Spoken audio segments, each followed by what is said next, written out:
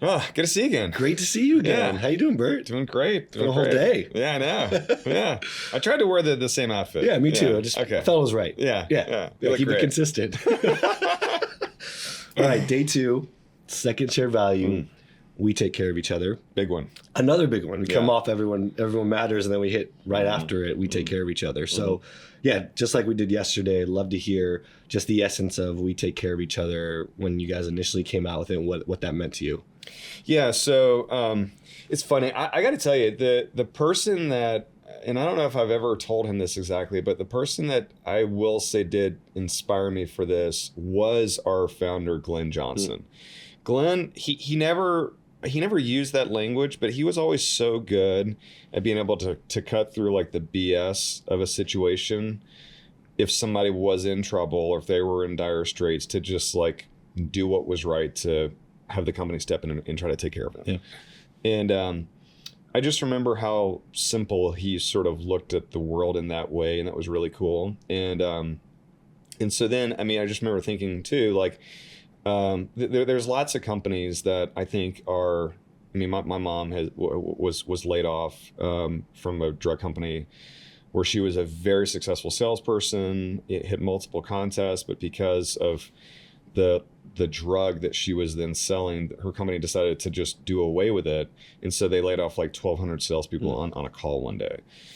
And it's just I don't know, man, it's like total BS to see how companies treat people like that. And they, unfortunately, as society, we've allowed it, and we just accept it, and we will say, well, yeah, I mean, they're public. I mean, it hurts their stock price, I guess, right?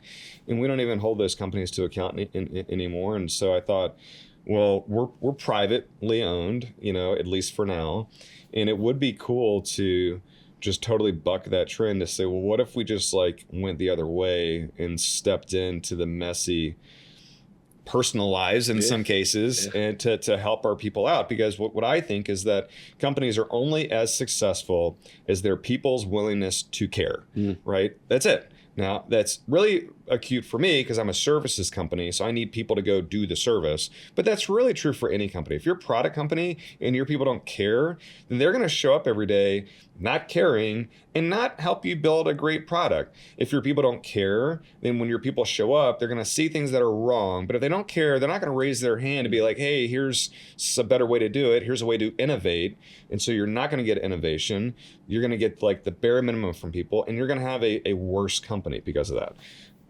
And so I just really believe if you can not just take care of people, yes, but really help them know that they are like protected and are going to be great and thriving here, then actually you're going to get a more charged up, more locked in, more focused employee that's going to be way more productive. And what will happen is the company's bottom line will actually profit from that.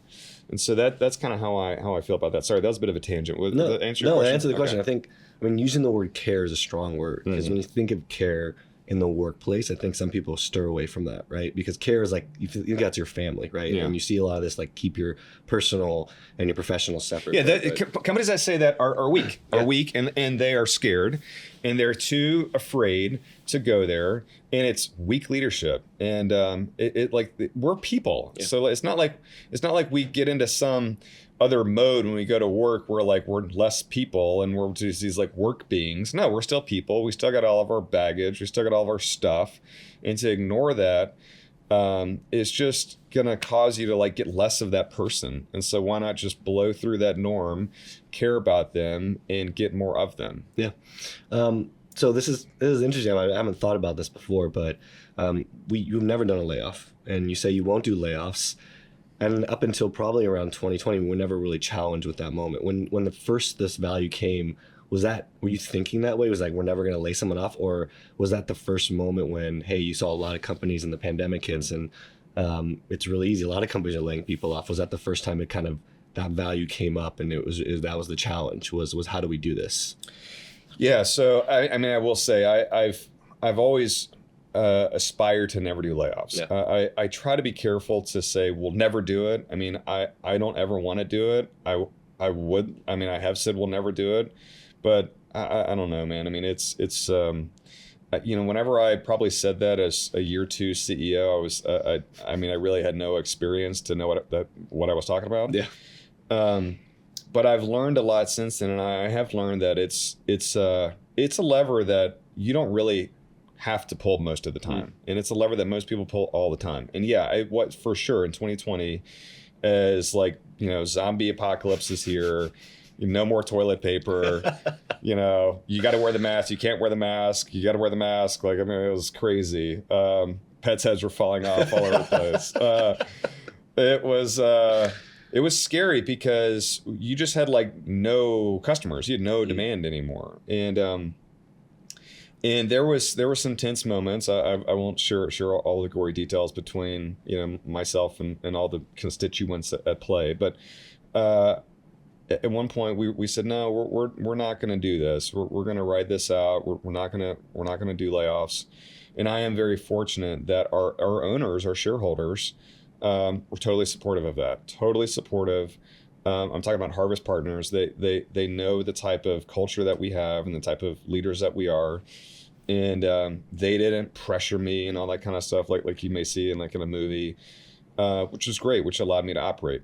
At the same time, I know what a big deal that is for them because they are the owners, and they still kind of want you to, get them a return, right? That's how business works. Is that I'm going to give you money in the form of buying your company, and I need it to grow. So please help me get a return. And so that's a big responsibility that I have. So that means, okay, wow, that's so cool that they're not making me do layoffs. So that means they are going to get the best of Bert Bean and his team. We are going to freaking go to town, and we are not going to rest until we can grow. And so it was cool that we could show that we did grow, in fact, in 2020 when our whole industry went backwards 15%. And that gave me a lot of courage and conviction to say, okay, I think we can keep doing this, so that when we were kind of faced again with a similar time in our industry in 2023, when just it was all the hiring that came out of COVID in 21 and the first part of 22, and then 23 happens, and this recession is supposed to come, and so no hiring happens in 23 or 24, and we see multiple rounds of layoffs again from all of our competitors. It was another opportunity where we said, okay, we're not going to do it. We're going to hang on to our people. Yes, we're going to trim some expenses. We're not going to do a contest trip. We hate it, but we're not going to do it because it's like $15 million that I can use to not lay people off with. We're not going to, we're going to cut our hiring numbers. We're going to really do a lot to protect our base. But again, by doing that, I think what you wind up getting is a workforce that understands what's happening and sees, what a great thing this is, and what that means is they're going to show up and work that much harder for you and be even that much more productive to help you grow out of this. Yeah. And so, sorry, I'm going on a rant here, but I see public companies. In fact, all the public companies in our space did massive layoffs last year, and they all went backwards in revenue and in their earnings and in their EBITDA. And so what I hear, and I've always heard, is, oh, well, that's simple. You guys don't need to do layoffs because you're private.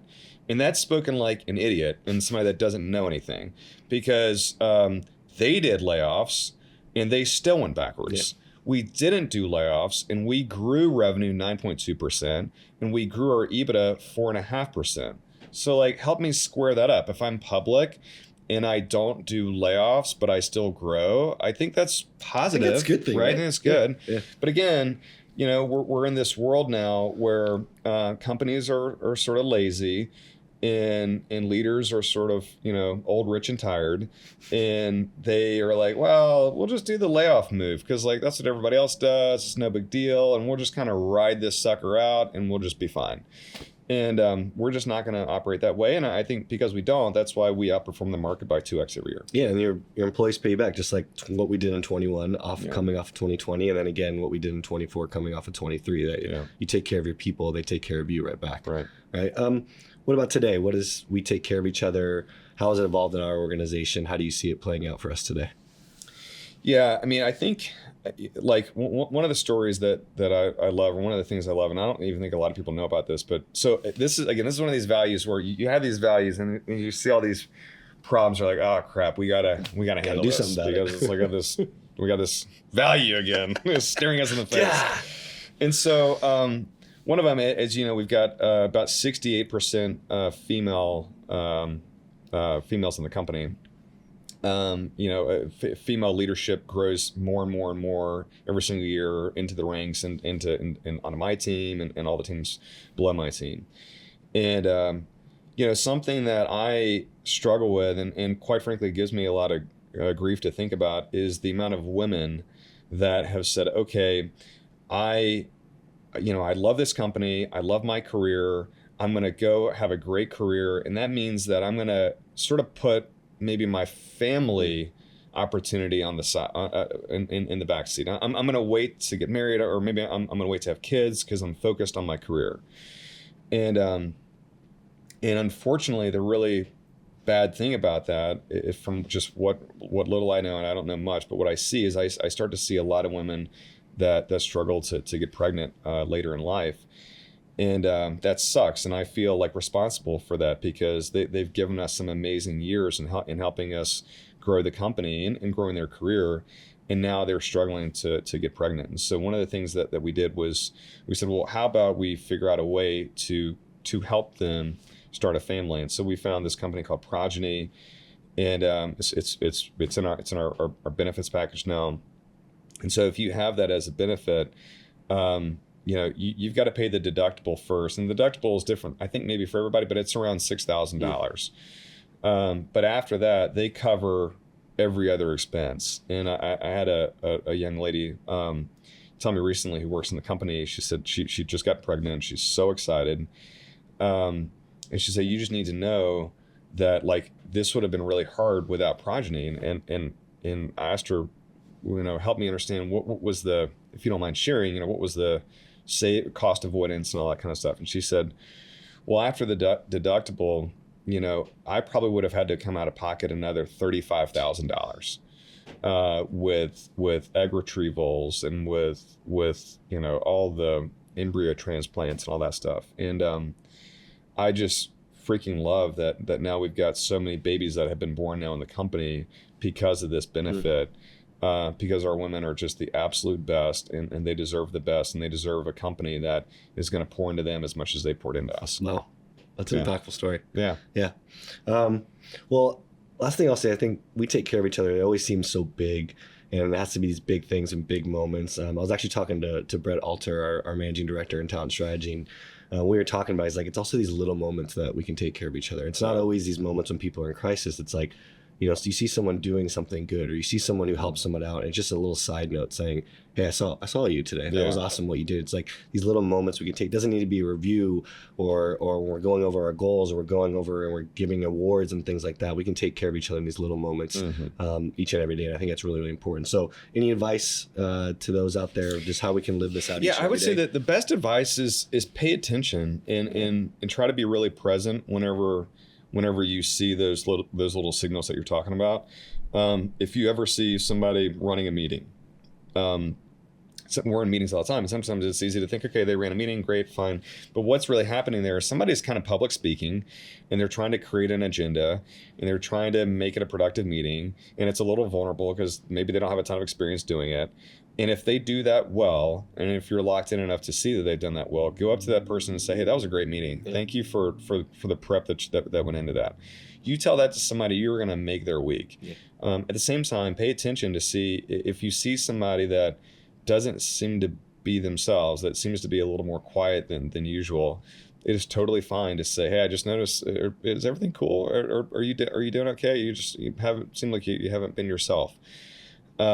People need that. We all have the things that we carry, and I think we're all struggling with something, and we need each other to sort of look out for each other as just a society, and certainly in this company. Love that. Yeah, just be present. Yeah, be present. Cool. Thanks, Bert. Awesome. Appreciate you. We'll do this again. I'll see you tomorrow. All right. Sounds good. Bye.